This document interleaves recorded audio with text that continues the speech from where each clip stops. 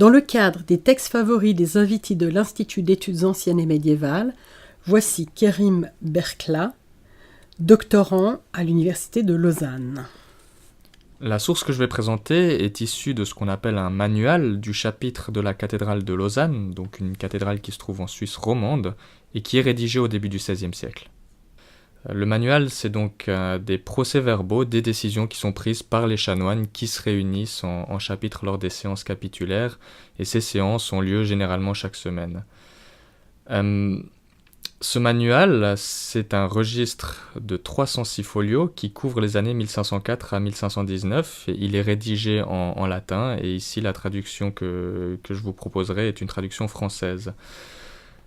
Il s'agit donc d'une source administrative qui a pour fonction essentiellement de gérer le quotidien de la cathédrale, et c'est un acte de la pratique. Le passage en question se trouve au début du manuel, ce sont donc les folios 3 recto et verso. On est en séance du 25 septembre 1504 où on traite des réaménagements et du chantier qui a lieu au niveau du massif occidental de cette cathédrale qui débute en 1499. Ce chantier va connaître des transformations importantes avec des conséquences de taille dans l'apparence que peut prendre la cathédrale et l'utilisation qui va en être faite. L'aboutissement de ce chantier, c'est la construction d'un portail monumental qui a été réalisé par un évêque qui s'appelle Aymon de Montfalcon, au devant de ce massif occidental, qui ressemblait jusqu'alors à un immense porche ouverte sur le massif. La construction du portail débute en 1515, mais le débat au sujet de ce portail et sur le lieu surtout de la construction va commencer en 1504.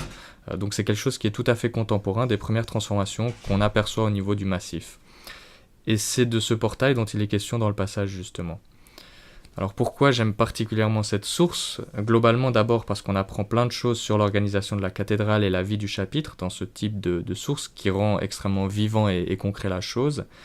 Et plus précisément dans le passage que j'ai sélectionné, parce que l'histoire de la construction de ce portail est un véritable feuilleton médiéval qu'on arrive très bien à suivre au travers des notices du manuel et qui va mettre aux prises l'évêque et le chapitre quant au lieu de construction idéal.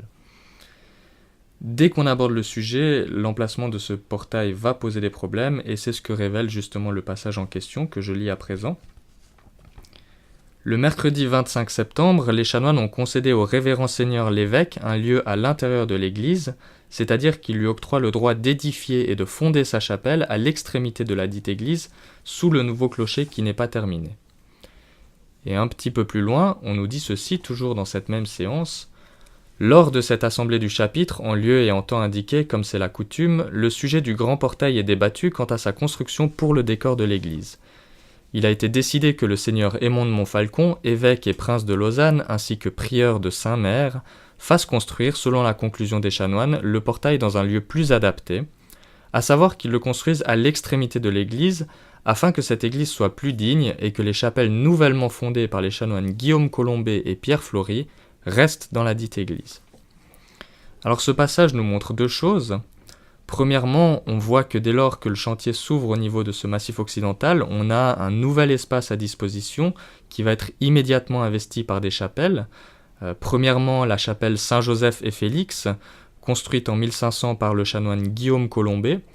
Deuxièmement, la chapelle dédiée à la Passion du Christ et au Saint-Pierre et Paul, construite en 1502 par le chanoine Pierre Flory. Et troisièmement, enfin, une chapelle dédiée à Saint-Maurice et aux martyrs thébains, fondée en 1504 par cet évêque Aymon de Montfalcon. Donc ces chapelles et ce portail à venir, qui n'est pas encore construit, sont le signe qu'on souhaite faire de cette zone la nouvelle entrée principale de la cathédrale. Jusqu'à ce moment-là, il y en avait d'autres, et cela suppose finalement une réorientation des déplacements. Le deuxième élément qui est important et intéressant dans ce passage, c'est qu'on voit bien le conflit sous-jacent qui va occuper les chanoines et l'évêque quant à la construction du portail occidental. En fait, on sait que les chanoines souhaitent le faire construire tout au bout de l'église, donc en façade du massif, tandis que l'évêque, lui, de son côté, aurait préféré le construire plutôt à l'intérieur du massif pour des raisons financières évidentes, ce qui aurait eu pour effet de reléguer les deux chapelles qui sont déjà fondées en 1500 et en 1502 par les deux chanoines, donc le chanoine Guillaume Colombet et le chanoine Pierre Flory, hors de la cathédrale et donc hors de son espace consacré. Donc les négociations, à partir de 1504, vont durer une dizaine d'années, mais en fin de compte, on remarque très bien dans ces séances du manuel du chapitre que c'est le chapitre justement et ses chanoines qui vont obtenir gain de cause. Donc le chapitre s'impose comme le véritable maître de la cathédrale, et d'ailleurs on peut y voir une sorte de pied de nez à l'intérieur du Massif occidental, donc c'est finalement une source que j'affectionne particulièrement pour ce qu'elle peut montrer des problèmes du quotidien dans l'organisation de la vie religieuse de la cathédrale de Lausanne.